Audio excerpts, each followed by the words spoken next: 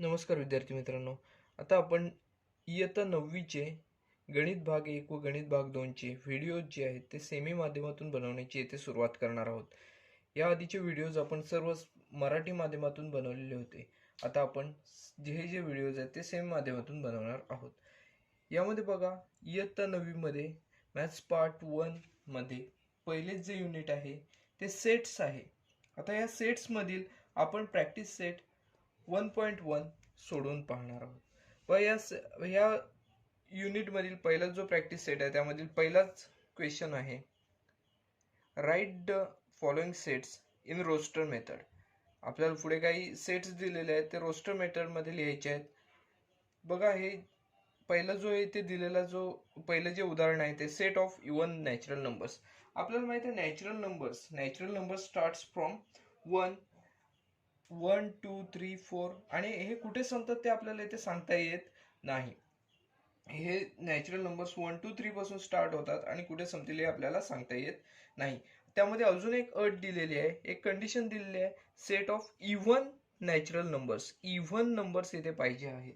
मग आता हा जो सेट आहे तो आपण या सेटला नाव देऊया एम इज इक्वल टू, बघा पहिला इव्हन नॅचरल नंबर कोणता आहे तर 2 4 6 8 आणि हे कुठे संपतील ते आपल्याला इथे सांगता येत नाही.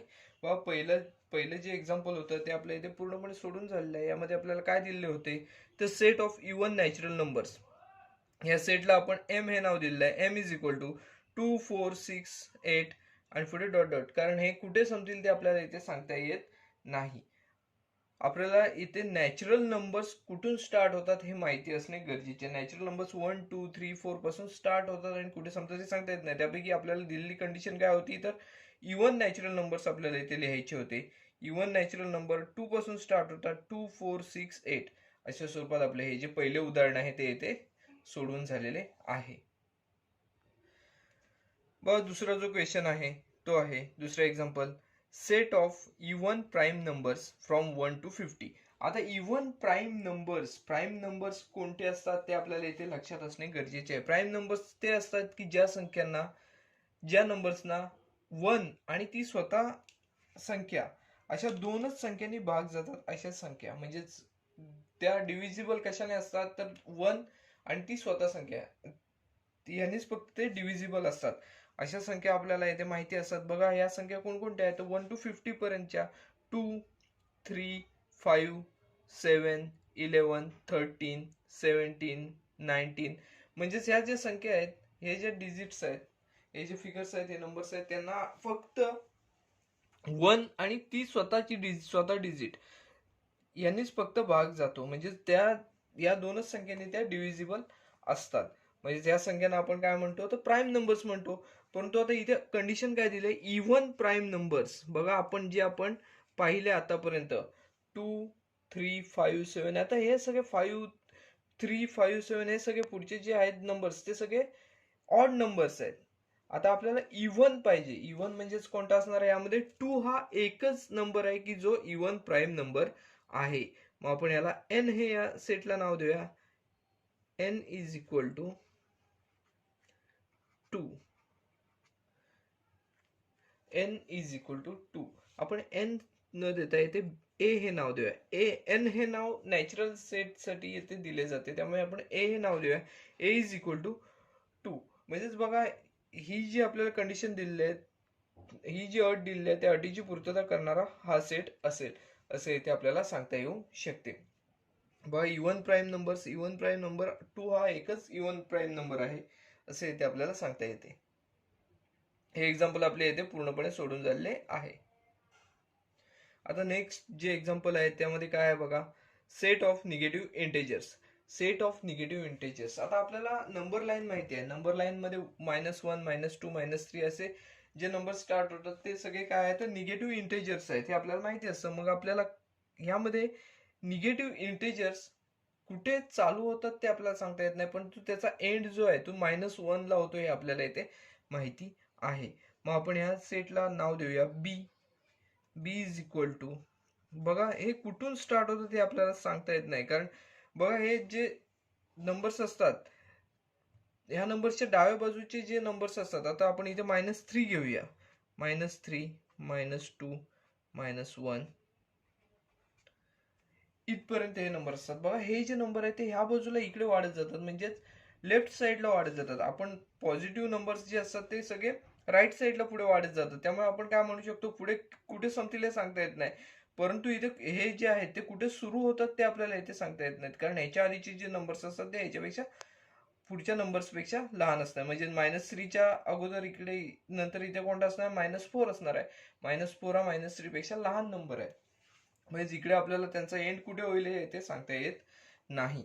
बघा अशा स्वरूपात हे जे पहिले 3 जे एक्झाम्पल आहेत ती इथे आपली पूर्णपणे सोडून झालेली आहे. त्यानंतर आपण एक्झाम्पल नंबर 4 कडे वळणार आहोत. एक्झाम्पल नंबर 4 बघा काय आहे. 7 basic sounds of sargam, that is सूर. आता आपल्याला 7 सूर लिहायचे आहेत. बघा 7 सूर कोण कोण आहेत, तर सा रे ग म प. हे जे सूर आहेत सा रे ग म प ध आणि शेवटचा नी, हे जे सूर आहेत ते येते सगळे सूर आहेत ते सरगम मधले सूर आहेत, हे आपल्याला माहिती आहेत. मग येथे आपल्याला ते लिहावे लागणार आहेत. बघा या सेटला आपण येथे नाव देऊया टी इज इक्वल टू, पहिला जो सूर आहे तो सरगम मधला सा हा आहे, सा. त्यानंतर रे, त्यानंतर ग,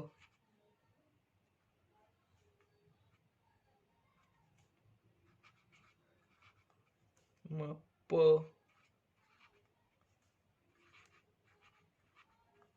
ध, नी. अशा स्वरूपात हे जे 7 सूर आहेत ते इथे आहेत असे आपल्याला इथे म्हणता येऊ शकते. बघा किती सूर आहेत, तर 1 2 3 4 5 6 7, टोटल 7 यामध्ये सूर आहेत असे इथे आपल्याला म्हणता येऊ शकते. हा जो सेट होता तो काय होता, 7 basic sounds of sargam, that is सूर. बघा आपल्याला यावरून आपल्याला टी या सेटला आपण नाव दिलेलं आहे टी.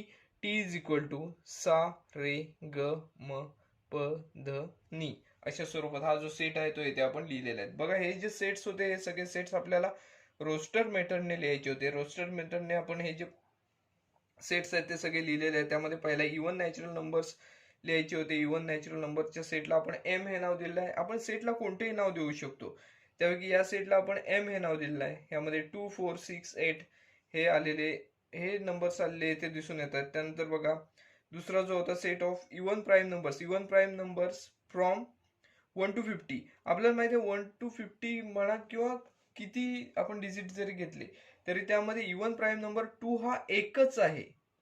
त्यामुळे आपण ए या सेटला ए हे नाव दिलेलं आहे. ए इज इक्वल टू 2. त्यानंतर सेट ऑफ निगेटिव्ह इंटेजर्स हा जो सेट आहे त्याला आपण बी हे नाव दिलेलं आहे. आणि आपण हा जो सेट आहे तो -3 -2 -1 अशा स्वरूपात घेतलेला आहे. इकडे आपण आधी डॉट डॉट घेतलेला आहे, ते विसरून येथे चालणार नाही. पुढचा जो सेट होता तो येथे 7 basic sounds of sargam, that is आपण याला आपण नाव दिलेलं आहे T. T is equal to सा रे ग म प ध नी. अशा स्वरूपात हा जो सेट आहे तोही आपण येथे लिहिलेले आहे. तेथे सगळे जे सेट्स आहेत ते आपण येथे रोस्टर मेथडने लिहिलेले आहेत. व नेक्स्ट क्वेश्चन आहे, write the following symbolic statements in words. आपल्याला इथे काही सिम्बॉलिक स्टेटमेंट्स दिलेले आहेत ते आपल्याला वर्ड्स मध्ये लिहायचे आहेत. बघा हे जे आहे इज इलेमेंट ऑफ साठी इथे आपल्याला हे जे हा जो सिम्बॉल आहे तो इथे दिला जातो, इज इलेमेंट ऑफ. आपल्याला याचं जे वाचन आहे ते कसं करता येईल, तर 4/3 is element of Q. 4/3 is element of Q असं इथे म्हणता येऊ शकतं. मग आपण याचं वर्ड्स मध्ये लिहिणार आहोत. 4/3 is an element of Q असे इथे आपण म्हणणार आहोत. बघा ह्या साइनचा अर्थ काय होतो, तो is element of, is element of Q. आता हे बघा म्हणजे काय, क्यूचा हा जो आहे तो येथे एलिमेंट आहे असे इथे म्हणता येऊ शकतं. बघा पहिलं जे एक्झाम्पल होतं ते आपलं झालेलं आहे, दुसरं तसंच दिलेलं आहे. आता हे बघा हेच साइन आहे परंतु इथे आपल्याला एक आडवी रेष दिसत आहे. याचा अर्थ काय होतो, इज नॉट इलेमेंट ऑफ. आता इथे हे जर साइन असेल तर इज इलेमेंट ऑफ, आणि इथे जर असे साइन असेल तर इज नॉट इलेमेंट ऑफ असं याचा अर्थ होतो. म्हणजेच काय, तर -2 is not element of n. -2 is not element of n असे इथे आपल्याला म्हणता येऊ शकते. -2 is not element of n असे इथे आपल्याला म्हणता येऊ शकते. बघा हे जे एक्झाम्पल आहे ते आपलं सोडून झालेले आहे. याच्यामध्ये बघा आपण सिम्बॉल जे आहेत ते ते कशासाठी वापरले जातात ते आपल्याला इथे लक्षात असणे गरजेचे आहे. म्हणजे बघा हे जर साईन असेल तर इज अन एलिमेंट ऑफ, आणि असे जर साईन असेल हेच साईन आहे परंतु याच्यावर एक आडवी रेष दिसत आहे आपल्याला, त्याला आपण काय म्हणतो, is not an element of. बघा एन चा हा एलिमेंट नाहीये असे आपण येथे म्हणणार आहोत. त्याचबरोबर क्यू चा हा जो एलिमेंट आहे असे येथे म्हणणार आहोत. बघा ही जी पहिली दोन एक्झाम्पल होती दुसऱ्या क्वेश्चन मधली ती येथे पूर्णपणे आपली सोडून झालेली आहेत. थर्ड एक्झाम्पल आहे ते असेच प्रकारे दिलेले आहे, P is equal to P such that P is an odd number. आता बघा हे जे आहे ते आपल्याला वर्ड्स मध्ये लिहायचे आहे. आता हे वर्ड्स मध्ये लिहित असताना बघा आपल्याला अशा स्वरूपात लिहिता येईल, सेट पी हा आपल्याला दिलेला आहे आणि याच्यामध्ये येणारे जे घटक असणार आहेत ते कोणकोणते असणार आहेत ते आपल्याला सांगता येऊ शकतात. Set P is and set P is a set of all odd numbers. यामध्ये सगळे जे ऑड नंबर्स आहेत ते या सेट मध्ये येणार आहेत. म्हणून आपण असे म्हणणार आहोत, set P is a set of, set P हा जो सेट पी आहे तो is set of all odd numbers. व यामध्ये हे जे आहे ते सगळे P such that P is an odd number, म्हणजेच काय सेट मध्ये जे घटक येणार आहेत सगळे ते ऑड नंबर्स असणार आहेत. म्हणजेच हा जो सेट आहे कॅपिटल पी हा ऑड नंबरचा सेट आहे असे आपल्याला इथे म्हणता येऊ शकते. म्हणून आपण या सेट साठी काय म्हटलेलं आहे तर set P is a set of all odd numbers. हा जो क्वेश्चन होता तो आपला इथे पूर्णपणे सोडून झालेला आहे. याच्यामध्ये बघा आपल्याला 3 क्वेश्चन दिले होते दुसऱ्या क्वेश्चन मध्ये. ते आपल्याला वर्ड्स मध्ये स्टेटमेंट्स लिहायची होती. पहिलं आपण लिहिलं 4/3 इज एलिमेंट ऑफ क्यू, त्यानंतर -2 is not element of N, या सायन्स नुसार आपण ते लिहिलेलं आहे. त्यानंतर आपल्याला येथे एक रूल मेथड मध्ये सेट दिलेला होता. आता तो सेट जो आहे तो आपण येथे वर्ड स्टेटमेंट मध्ये लिहिलेला आहे. Set P is a set of all odd numbers. अशा स्वरूपात जो पहिला आणि दुसरा प्रश्न आहे तो आपला येथे पूर्णपणे सोडून झालेला आहे. आता जो क्वेश्चन नंबर 3 आहे तो आपण येथे सोडवणार आहोत. बघा, write any 2 sets by listing method and by rule method. आता इथे आपल्याला 2 सेट्स लिहायचे आहेत by listing method and by rule method. आपल्याला इथे आपल्या मनाने कोणतेही लिहिले तरी चालू शकते, परंतु इथे लिहित असताना आपण लिस्टिंग मेथडने लिहायचे आहेत तेच आपण रूल मेथडने लिहायचे आहेत. बघा इथे आपण रूल मेथडने आपला पहिला हा जो सेट आहे तो इथे आपण लिहिणार आहोत. आपल्या मनाने आपण इथे कोणताही सेट लिहू शकतो. पहिला सेट आहे तो आपण ए हा सेट इथे घेतलेला आहे. ए हा सेट आपण असा घेणार आहोत, Y such that Y is a number whose square is 9. बघा आपण इथे आपल्या मनाने इथे कोणताही सेट घेतला तरी चालू शकतो. आपण इथे हा सेट घेतलेला आहे, Y such that Y is a number Y is a number whose square is 9. आता 9 हा स्क्वेअर असणारे इथे नंबर्स असणार आहेत. बघा ए या सेट मध्ये काय असणार आहेत, म्हणजे आपण हा लिस्टिंग मेथडने लिहूया. यामध्ये कोणकोणते घटक येणार आहेत तर ज्यांचे स्क्वेअर 9 आहेत असे घटक येणार आहेत. बघा 9चं रूट आपल्याला इथे शोधावं लागेल. म्हणजेच बघा आपल्याला 3 आहे हे माहिती आहे, पॉझिटिव्ह रूट हे 3 आहे आणि निगेटिव्ह रूट हे -3 आहे. बघा 9 म्हणजेच काय 3 × 3 9 मिळतं आपल्याला. त्याचबरोबर -3 × -3 जरी केलं तर येथे आपल्याला 9 मिळतं. म्हणजेच बघा हा जो ही जी मेथड आहे ती आपण रूल मेथडने हा सेट लिहिलेला आहे. हा सेट रूल मेथडने कसा आला तर Y is a number whose square is 9 अशा स्वरूपात आपण घेतलेला आहे. आणि हा लिस्टिंग मेथडने आपल्याला काय मिळालं आहे, ए इज इक्वल टू 3 अँड -3 अशा स्वरूपात आपलं जे पहिलं एक्झाम्पल आहे, पहिलं एक्झाम्पल आहे यामध्ये, त्यातील बघा इथे आपल्याला दोन सेट्स लिहायचे. त्यापैकी पहिला सेट आपल्याला लिहून झालेला आहे लिस्टिंग मेथड आणि रूल मेथड दोन्हीने लिहून झालेला आहे. आता आपण दुसरं एक एक्झाम्पल लिहिणार आहोत. बघा बी हा सेट आपण घेणार आहोत. बघा बी हा सेट घेत असताना आपण आपल्या मनाने कोणतेही घेतलं तरी चालेल. बघा X such that x is letter of word division DIVISION.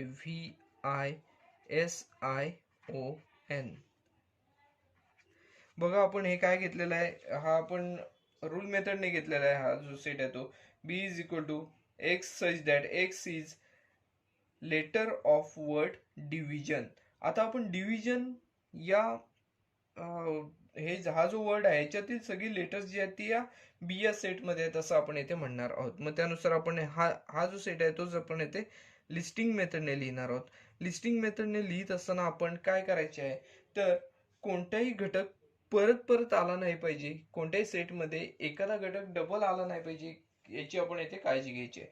म्हणजेच आता प्रत्येक ह्यातलं जे लेटर आहे ते एक एकदाच आलं पाहिजे, सारखं आलं नाही पाहिजे याची आपण काळजी घ्यायची. बघा पहिलं जे लेटर आहे ते डी येणार, त्यानंतर आय व्ही, बघा आय आहे पुढे, आय एकदा आलेला आहे.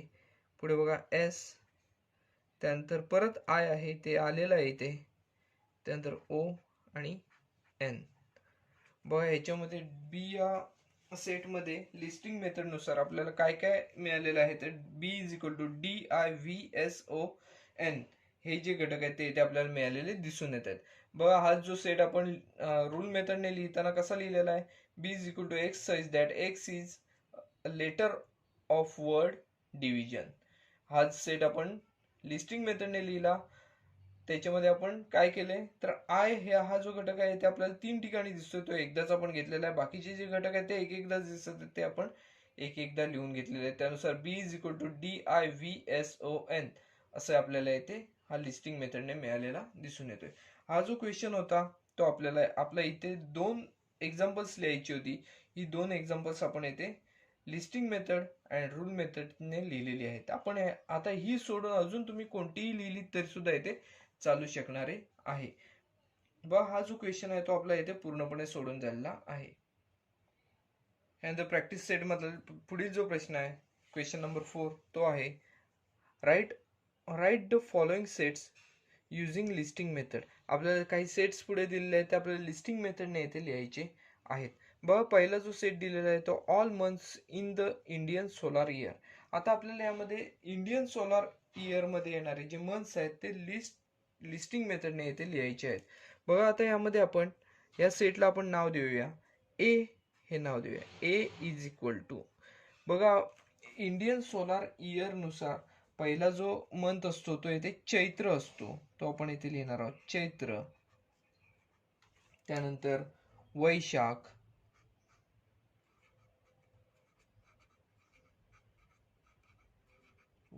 त्यानंतर ज्येष्ठ,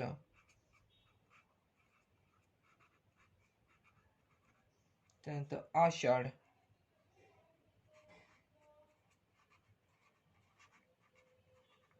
त्यानंतर श्रावण,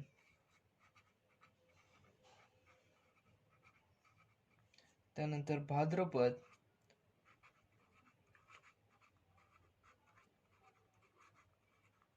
त्यानंतर आश्विन,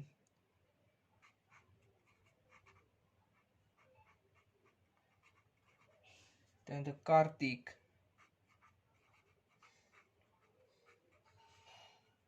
मार्गशीर्ष,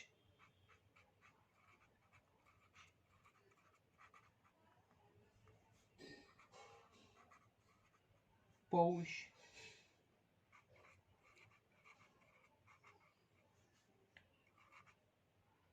त्यानंतर आषाढ झालेला आहे. पौष नंतर माघ आणि त्यानंतर फाल्गुन. अशा स्वरूपात हे आपल्याला हे जे मंथ्स आहेत, all months in the Indian solar year, याच्यामध्ये जे मंथ्स आहेत ते आपल्याला इथे मिळताना दिसून येत आहेत. हे मंथ्स आहेत ते आपण येथे लिस्टिंग मेथडने लिहिलेले आहेत. त्यामध्ये बघा, चैत्र, वैशाख, ज्येष्ठ, आषाढ, श्रावण, भाद्रपद, आश्विन, कार्तिक, मार्गशीर्ष, पौष, माघ आणि फाल्गुन. अशा स्वरूपात हे आपल्याला येथे जे मंथ्स आहेत ते आपल्याला मिळताना दिसून येतील. हा जो पहिला जो आपल्याला लिस्टिंग मेथडने लिहायचा होता सेट, तो इथे पूर्णपणे आपण सोडवलेला आहे. आता प्रश्न पडला असेल, आपण ए प्रत्येक ठिकाणी का शेवटला लिहिलेला आहे? तर मंथ्स हे जे इंडियन सोलार इयर मधले जे मंथ्स आहेत त्यामध्ये शेवटला ए हे माघ MAGH असं न लिहिता MAGH फाल्गुन शेवटला ए अशा स्वरूपात इथे लिहिले जाते. हा जो पहिला क्वेश्चन होता तो इथे आपला पूर्णपणे सोडून झालेला आहे. यामधील दुसरा जो सेट आहे तो बघा, letters in the word complement. आता हा कॉम्प्लिमेंट हा वर्ड येथे दिलेला आहे आणि यातील लेटर्स जे आहेत त्या सेटमध्ये आपल्याला इथे लिहायचे आहेत. आता हा जो सेट आहे त्या सेटला आपण बी हे नाव देऊया. पहिला जो सेट होता त्याला आपण ए हे नाव दिलं होतं, त्यानंतर या सेटला बी हे नाव देऊया. कॉम्प्लिमेंट हा जो वर्ड आहे इथे आपल्याला दिलेला कॉम्प्लिमेंट हा वर्ड आहे. या वर्ड मधील अक्षरे यामध्ये आपल्याला लिहायचे, लेटर्स लिहायचे. पण तो लेटर्स लिहित असताना आपल्याला जो रूल आहे, सेट्सचा रूल आहे, तो आपल्याला इथे त्याचे पालन करावे लागणार आहे. म्हणजे कोणतेही जे अक्षर आहे, कोणतेही लेटर यामध्ये डबल होणार नाही, परत पुन्हा त्याची पुनरावृत्ती होणार नाही, याची आपण इथे काळजी घ्यायची आहे. मग त्यानुसार आपण कॉम्प्लिमेंट हा वर्ड बाय लिस्टिंग मेथड लिहिणार आहोत. बघा, पहिला सी हा वर्ड आहे, सी हा हे लेटर आहे, सी लिहिलं. त्यानंतर ओ आहे, त्यानंतर एम आहे, त्यानंतर पी आहे, त्यानंतर एल आहे, ई आहे, COMPLE. इथपर्यंत आपल्याला पुनरावृत्ती झालेली दिसत नाही. बघा, त्यानंतर एम दिसत आहे, एम येथे झालेला आहे, त्यामुळे एम आपण येथे लिहिणार नाहोत. त्यानंतर बघा ई आहे, ई पण येथे झालेले आहे, त्यामुळे ME हे दोन आपण जी लेटर्स आहेत ती येथे स्किप करणार आहोत. त्यानंतर पुढे एन आहे, एन आपण इथे घेऊ आणि शेवटचं लेटर आहे ते म्हणजेच टी. बघा, म्हणजेच बी हा सेट आपण कॉम्प्लिमेंट यातील लेटर्सचा जो आहे तो येथे आपण लिस्टिंग मेथडने लिहिलेला आहे. बघा, यामध्ये कोणकोणते घटक आलेले आहेत, COMPLENT. याच्यामध्ये एम आणि ई याची येथे पुनरावृत्ती झालेली दिसते, ती आपण येथे टाळलेली आहे. यामध्ये आपण पुनरावृत्ती कोणत्याही लिस्टिंग मेथडमध्ये कोणत्याही शब्दाची किंवा कोणत्याही घटकाची आपण येथे पुनरावृत्ती करत नाही. त्यानुसार आपण येथे काय केलेले आहे, हा जो सेट आहे तो लिस्टिंग मेथडने येथे लिहिलेला आहे. पण हे जे हा जो सेट होता तो येथे आपला पूर्णपणे लिहून झालेला आहे. अतिशय सोपा असा सेट होता. व पुढचा जो सेट आहे तो set of human sensory organs. Human sensory organs यामध्ये आपल्याला या सेट मध्ये लिहायचे आहेत. व हा जो सेट आहे यामध्ये आपल्याला ह्युमन सेन्सरी ऑर्गन्स कोणकोणते आहेत ते इथे माहीत असणे गरजेचे आहे. म्हणजेच nose, ears, eyes, tongue and skin, those are human sensory organs. हे आपल्याला इथे माहीत असणे गरजेचे आहे. त्यानुसार आता इथे आपण हा जो सेट आहे या सेटला आपण सी हे नाव देऊया आणि यामध्ये या सेटमध्ये आपण ह्युमन सेन्सरी ऑर्गन्स जे आहेत ते सगळे येथे लिहायचे आहेत. बघा, एकूण 5 येथे ह्युमन सेन्सरी ऑर्गन्स आहेत. त्यामध्ये पहिला जो ऑर्गन आहे तो येथे नोज हा आहे, नोज. त्यानंतर इयर्स, आईज, त्यानंतर टंग आणि शेवटचा उरला तो म्हणजे स्किन. हे जे आहेत ते येथे ह्युमन सेन्सरी ऑर्गन आहे असे येथे आपल्याला म्हणता येऊ शकते. बघा, set of human sensory organs आपण लिहिलेले आहे. या सेटला आपण नाव दिलेलं आहे C is equal to nose, ears, eyes, tongue and skin. हे सगळे घटक आहेत ते आपण ह्युमन सेन्सरी ऑर्गन्स मध्ये लिहिलेले आहेत, या सेट मध्ये लिहिलेले आहेत. बघा, यामध्ये लिहित असताना आपल्याला हे माहिती असले पाहिजे की ह्युमन सेन्सरी ऑर्गन्स कोणते आहेत. जर हे माहिती नसेल तर या सेटमध्ये आपण काही लिहू शकत नाही. त्यामुळे आपल्याला यांची माहिती सुद्धा असणे गरजेचे आहे. यातील क्वेश्चन नंबर 4 जो आहे तो set of prime numbers from 1 to 20. आपल्याला येथे हा जो सेट आहे त्यामध्ये 1 to 20 याच्यामध्ये येणारे सगळे प्राईम नंबर्स लिहायचे आहेत. बघा प्राईम नंबर्स आपल्याला माहिती आहेत जे नंबर्स असे नंबर्स की ज्यांना 1 आणि तो स्वतः नंबर यांनीच फक्त डिव्हिजिबल करता येते असे नंबर्स जे आहेत त्यांना आपण प्राईम नंबर्स असे म्हणतो. मग आता त्यानुसार प्राईम नंबर्स आपण येथे लिहिणार आहोत. बघा या सेटला आपण डी हे नाव देऊया. डी इज इक्वल टू पहिला 2 हा इवन प्राईम नंबर आहे. 2 हा एकमेव इवन प्राईम नंबर आपल्याला येथे दिसून येतो. 2 नंतर 3 हा सुद्धा येथे प्राईम नंबर आहे.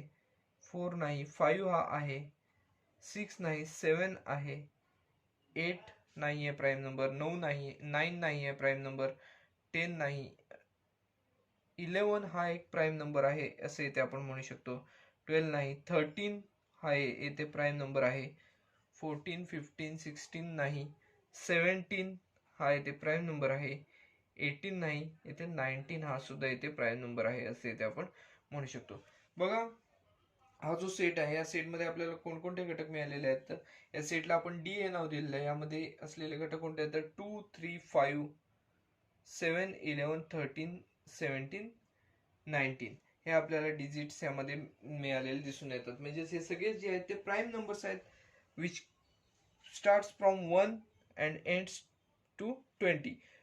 1 to 20 मध्ये असलेले हे सगळे प्राईम नंबर्स आहेत असे इथे आपल्याला म्हणता येऊ शकते. हे जे एक्झाम्पल आहे तेही आपल्या इथे पूर्णपणे सोडून झालेले आहे. अशा स्वरूपाची जी एक्झाम्पल्स असतात ती परीक्षेमध्ये 1 गुणासाठी विचारली जात असतात. अतिशय सोपी अशी उदाहरणे आहेत ही. पुढचा जो सेट आहे तो येथे असं दिलेला आहे names of continents of the world. आपल्याला हा जो सेट आहे या सेटमध्ये कॉन्टिनेंट्सची नेम लिहायची आहेत. कॉन्टिनेंट्स म्हणजेच खंड. आता या खंडांची नावं इथे आपल्याला लिहायची आहेत. इथे आपल्याला कॉन्टिनेंट्सची नाव सुद्धा लक्षात असणे इथे गरजेचे आहे. या सेटला आपण क्रमाने डी हे नाव देऊया. पहिल्या सेट पासून आपण ए बी सी डी ही नावं दिलेली आहेत. या सेटला ई हे नाव दिलं. तर बघा हा जो सेट आहे आपण आपल्या कॉन्टिनेंट पासून स्टार्ट करूया. एशिया, त्यानंतर आफ्रिका, नॉर्थ अमेरिका,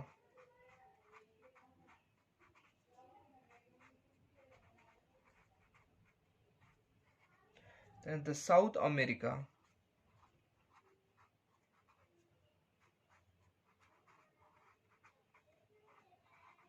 त्यानंतर अंटार्क्टिका,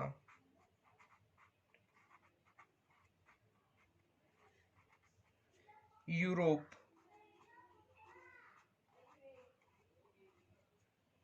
ऑस्ट्रेलिया.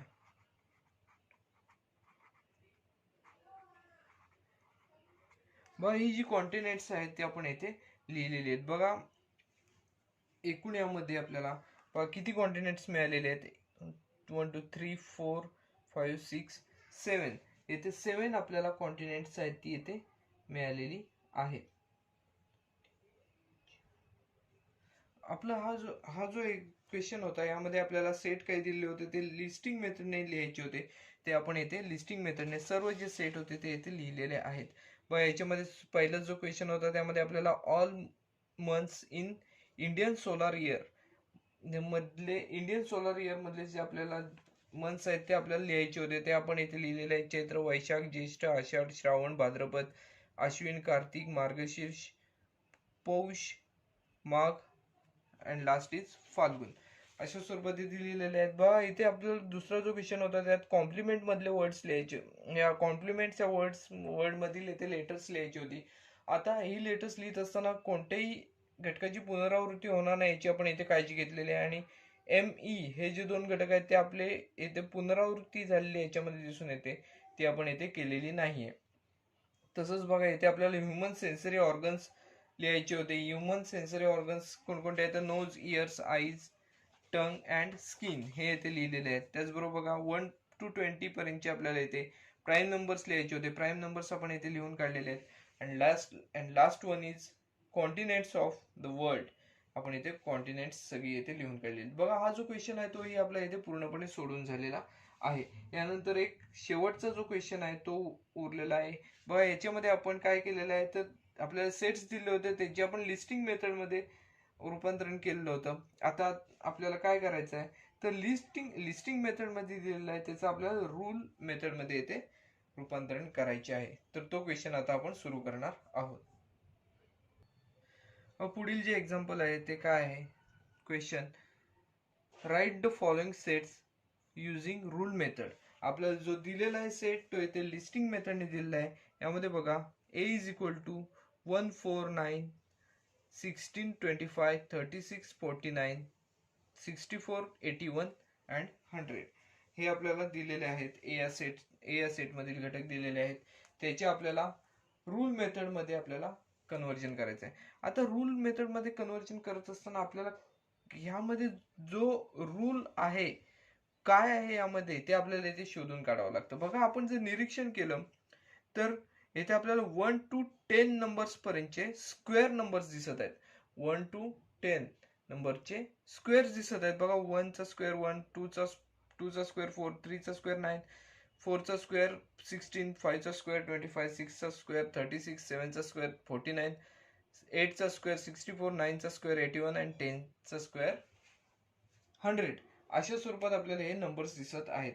मग हे जे आहे त्याच्यामध्ये रूल कोणता आहे, those are numbers from 1 to 10. आता इथे आपल्याला असे म्हणता येऊ शकतं those are squares of numbers 1 to 10.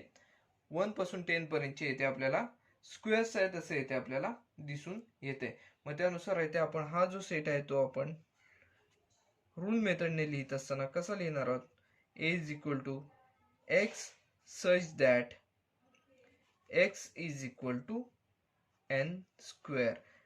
बघा n स्क्वेअर म्हणजेच काय, हे जे नंबर्स आहेत ते सगळे स्क्वेअर नंबर्स आहेत असे आपल्याला म्हणता येऊ शकते. त्याचबरोबर काय आहे, हा जो n आहे तो कॅपिटल N म्हणजे नॅचरल नंबर्सचा एलिमेंट आहे.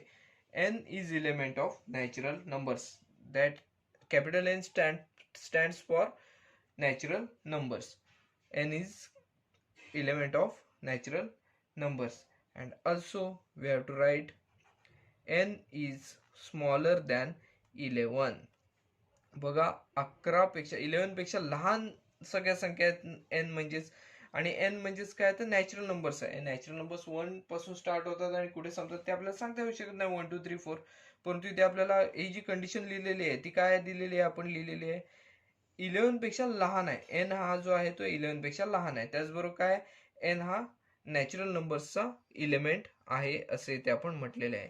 बघा हा जो सेट आहे तो येथे आपण रूल मेथडने लिहिलेला आहे. रूल मेथडने लिहित असताना आपण काय केलेले आहे तर a is equal to x such that x is equal to n square आणि पुढे कंडिशन काय दिलेली आहे, n is element of natural numbers that n is stands for natural numbers and also n is smaller than 11.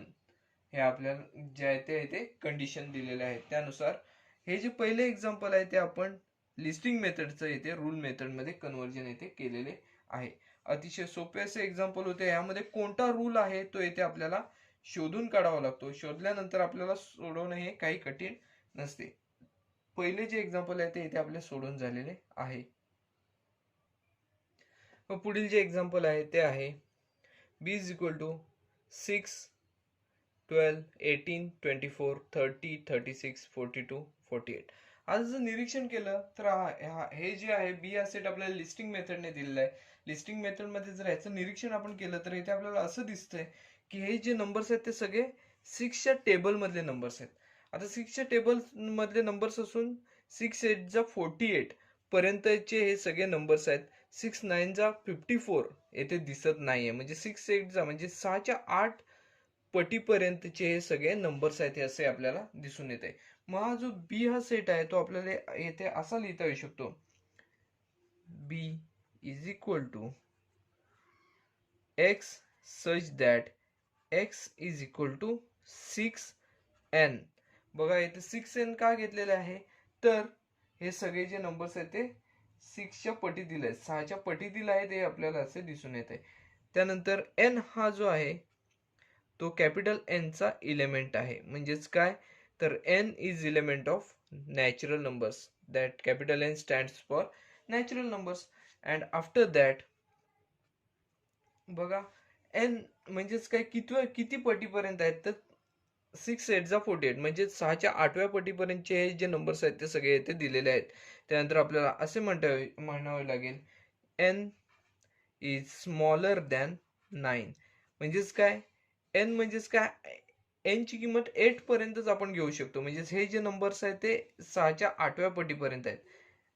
6 8 48 पर्यंत आहेत असे इथे आपल्याला म्हणता येऊ शकते. त्यानुसार आपल्याला हा जो सेट आहे तो आपण येथे रूल मेथडने लिहिलेला आहे. व रूल मेथडने लिहित असताना काही कठीण नाही, आपल्याला फक्त येथे रूल कोणता आहे तो येथे शोधून काढावा लागतो. काही कठीण नसते, सोपे असते. फक्त बघा हे जे आहेत ते सगळे नंबर्स आपण येथे काय रूल शोधलेला आहे, हे सगळे नंबर्स जे आहेत ते 6च्या टेबल मधले आहेत. हा आपण येथे रूल शोधलेला आहे. या रूल नुसार आपण काय म्हटलं तर बी या सेट मध्ये आपण x such that x is equal to 6n म्हणजेच n हा जो नंबर आहे तो येथे आपल्याला 8व्या पटीपर्यंत आहे ते आपण पुढे लिहिलेले आहे, परंतु 6च्या पटीत आहे ते सगळे. त्यानंतर n is in an element of capital N, that is natural numbers. After that n is smaller than 9. अशा स्वरूपात आपण येथे काही कंडिशन्स लिहिलेल्या आहेत आणि त्यानुसार हे जे एक्झाम्पल आहे तेही आपल्या इथे पूर्णपणे सोडून झालेले आहे. हे आपल्याला लिस्टिंग मेथड मध्ये दिलेले होते, त्याचे आपण रूल मेथड मध्ये कन्व्हर्जन केलेले आहे व अतिशय सोपे असे एक्झाम्पल होते. पुढचे जे एक्झाम्पल आहे त्यामध्ये बघा सी हा सेट दिलेला आहे. C is equal to SMILE हे येथे लेटर्स दिलेले आहेत. यानुसार हा सेट दिलेला आहे. बघा जर आपण हा रूल मेथड मध्ये याचं जर कन्व्हर्जन करायचं म्हटलं तर आपल्याला इथे हा वर्ड जो आहे इथे वर्डच तयार झालेला दिसतोय. SMILE ह्याचा आपण स्पेल काय करू शकतो तर स्माइल हा याचा उच्चार होतो असे आपल्याला दिसून येते. म्हणजेच हे जे आहेत हे लेटर्स स्माइल या वर्ड मधले आहेत असे येथे आपण म्हणू शकतो. बघा असे जर म्हटले तर येथे आपल्याला हा जो सेट आहे तो आपल्याला असा म्हणता येऊ शकतो. C is equal to x such that x is later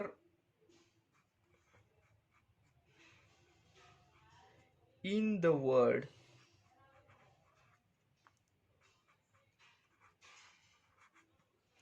smile.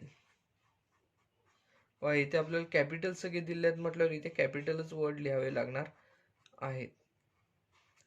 बघा आपल्याला इथे काही कठीण नाही आहे. हे बघा स्माइल हा वर्डच दिलेला होता, तसं प्रत्येकाच्या मध्ये स्वल्पविराम दिसत आहे, परंतु हा जो वर्ड आहे तो आपल्याला इथे काय आहे तयार झालेला आहे तो कळत आहे. त्यानुसार आपण इथे काय म्हटलेलं आहे तर X such that x is letter in the word smile. Smile या वर्ड मधील हे लेटर एक लेटर आहे असे इथे आपण म्हटलेलं आहे. त्यानुसार सी या सेट मध्ये आपण बाय लिस्टिंग मेथड अशा स्वरूपात आहे आणि बाय रूल मेथड आपण अशा स्वरूपात लिहू शकतो. बघा हे जे एक्झाम्पल आहे तेही आपल्या इथे पूर्णपणे सोडून झालेले आहे. अतिशय सोपे असे एक्झाम्पल आहे. पुढील जे एक्झाम्पल आहे त्यामध्ये आपल्याला डी हा सेट दिलेला आहे. फोर्थ एक्झाम्पल डी हा सेट दिलेला आहे. त्यामध्ये डी या सेट मध्ये असलेले घटक बघा कोणकोणते आहेत तर Sunday, Monday, Tuesday, Wednesday, Thursday, Friday, Saturday. आता जर आपण ह्याचं पाहिलं यामध्ये कोणता रूल दिसत आहे ते जर आपण पाहायचं म्हटलं तर इथे आपल्याला एका वीक मध्ये असलेले सगळे डेज आहेत असे इथे आपल्याला दिसून येते. आठवड्यातील सर्व वार आहेत असे आपल्याला इथे दिसून येते. वीक मधले डेज आहे ते. मग आता आपण डी हा सेट जो आहे तो बाय रूल मेथड आपण कसा लिहिणार आहोत तर बघा X such that x is a day of the week. हा हे जे आहे ते एका वीक मधले सगळे डेज आहेत तसे आपल्याला इथे म्हणता येऊ शकते. X such that x is a day of the week असे इथे आपल्याला म्हणता येऊ शकते.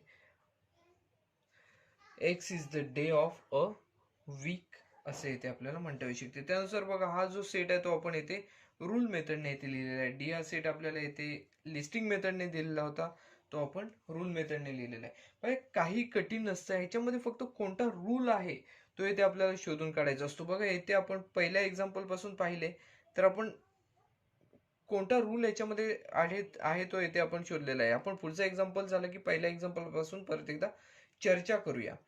बघा अतिशय सोपी अशी उदाहरणे आहेत. आता या प्रॅक्टिस सेट मधले लास्ट एक्झाम्पल उरलेले आहे ते आपण येथे सोडवूया.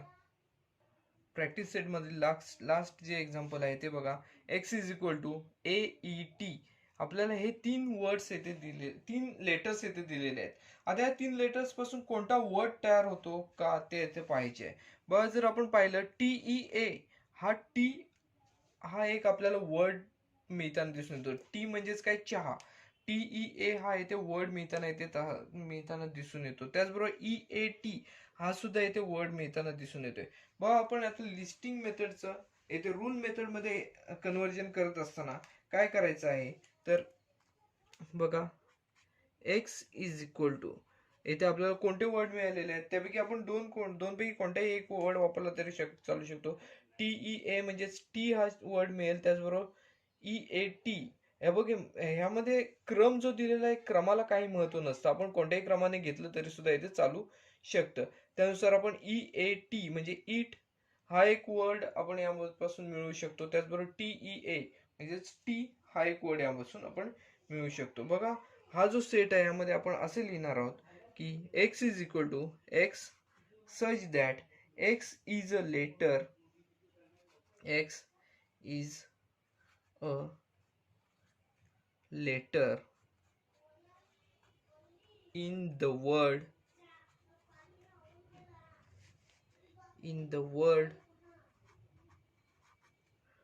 टी. बघा टीच्या ऐवजी आपण इट जरी लिहिलं तरी चालेल. EAT इट जरी लिहिलं तरी येथे चालू शकणार आहे. बघा आपण टी हा येथे वर्ड वापरलेला आहे. टी या वर्ड मधील ही सगळी येथे लेटर्स आहेत असे येथे आपण मांडलेले आहे. बघा हे जे एक्झाम्पल आहे हे आपल्या येथे पूर्णपणे सोडून झालेले आहे. ह्याच्यामध्ये या सर्व एक्झाम्पल मध्ये एक सांगायचे राहून गेले. आपण प्रत्येक ठिकाणी एक्स सच दॅट घेतलं, इथे पण एक्स सच दॅट घेतलं, इथे एक्स सच दॅट घेतलं, सगळ्या ठिकाणी एक्स सच दॅट घेतलं. त्याच्याऐवजी तुम्ही येथे घेत असताना वाय सच दॅट वाय असं जरी घेतलं तरी चालेल, झेड सच दॅट झेड असं घेतलं तरी सुद्धा चालेल. इथे वर्ड कोणता घ्यावा ह्याला काही महत्व नाही. आपण इथे प्रत्येक एक्झाम्पल मध्ये एक सच दॅट आपलं सोडत असताना अनावधानाने घेतलेलं आहे. तर तुम्ही येथे कोणताही वर्ड घेऊन हे उदाहरण, ही जी एक्झाम्पल्स आहेत ती येथे सोडू शकता. बघा हा जो क्वेश्चन होता, या क्वेश्चन मध्ये आपण पहिल्यापासून 5व्या क्वेश्चन पर्यंत जी एक्झाम्पल सोडवली त्याच्याविषयी परत एकदा आपण चर्चा करूया. बघा यामध्ये आपण काय केलेले आहे तर पहिल्यामध्ये बघा आपल्याला लिस्टिंग मेथडने एक सेट दिलेला होता. याच्यामध्ये कोणता रूल आहे तो आपण येथे शोधून काढला. कोणता रूल आहे तर हे जे नंबर्स आहेत ते स्क्वेअर नंबर्स आहेत. 1 to 10 पर्यंतच्या नंबरचे स्क्वेअर्स आहेत सगळे. त्यानुसार आपण येथे रूल मेथड मध्ये आपण काय म्हटलेले आहे की X such that x is equal to N square. हे सगळे स्क्वेअर नंबर्स आहेत. पण एन म्हणजेच काय आहे तर एन हा कॅपिटल एन म्हणजे नॅचरल नंबर्सचा इलेमेंट आहे असे इथे म्हटलेलं आहे. त्याचबरोबर 11 पेक्षा लहान आहे. एन इज स्मॉलर दॅन 11 म्हणजे smaller than 11 natural number, the number which is smaller than 11 that is 10 म्हणजे 10 पर्यंतचे हे सगळे नंबर्सचे स्क्वेअर्स आहेत असे आपण इथे म्हणू शकतो. यामध्ये बघा 6च्या टेबल मधले हे सगळे नंबर्स होते. 6 8 जा 48 म्हणजे 6च्या 8व्या पटीपर्यंतचे हे सगळे नंबर्स आहेत असे इथे आपण म्हणू शकतो. त्यानुसार आपण काय म्हटलेलं आहे तर B is equal to x such that x is equal to 6n. परत आपण इथे काय दिलेलं आहे, अट पुढची कंडिशन काय दिलेली आहे, N is element of capital N that is natural numbers and N is smaller than 9. 8व्या पटीपर्यंत आहेत म्हटल्यावर 9 पेक्षा लहान ही एन ची किंमत असली पाहिजे म्हणजे एन इज स्मॉलर दॅन 9 असे येथे आपण घेतलेले आहे. त्यानंतर बघा पुढचं जे होतं ते आपल्याला इथे स्माइल हा वर्ड दिलेलाच होता. वर्ड म्हणजेच काय, इथे आपल्याला जे लेटर्स दिलेले आहेत त्यापासून स्माइल हा वर्ड तयार होतो हे आपल्याला इथे दिसत आहे. त्यानुसार आपण इथे स्माइल या वर्ड मधील ही सगळी लेटर्स आहेत असे इथे लिहिलेले आहे. त्यानंतर पुढचा जो सेट होता तो अतिशय सोपा सेट होता. यामध्ये आपल्याला वीक मधले डेज दिसत आहेत सगळे. मग त्यानुसार आपण हे काय म्हटलेलं आहे, x such that x is a day of a week असे म्हटलेलं आहे. त्यानंतर बघा पुढचा जो सेट होता लास्ट एक्झाम्पल, यामध्ये AET हे 3 वर्ड्स दिलेले होते, 3 लेटर्स दिलेले होते. या लेटर्स पासून आपल्याला एक वर्ड तयार करायचा होता. आपण कोणता वर्ड तयार केलेला आहे तर TEA हा एक वर्ड तयार केलेला आहे. ते अजून आपण एक वर्ड विचारात घेतलेला होतो, म्हणजेच EAT ईट हा सुद्धा इथे वर्ड तयार होताना दिसून येतो. पण आपण येथे टी हा एकच वर्ड घेतलेला आहे. त्यानुसार आपण काय म्हटलं, X that x is a letter in the word T असे इथे दाखवलेले आहे. वा जो प्रॅक्टिस सेट आहे तो आपला इथे पूर्णपणे सोडून झालेला आहे. वा हा जो व्हिडिओ आहे तो आपण येथे थांबवत आहोत. व्हिडिओ आवडला असल्यास व्हिडिओ लाईक करा, व्हिडिओ जास्तीत जास्त शेअर करा, म्हणजे बरेच विद्यार्थ्यांना या व्हिडिओचा फायदा घेता येऊ शकतो. चॅनल सबस्क्राईब करायला विसरू नका. धन्यवाद.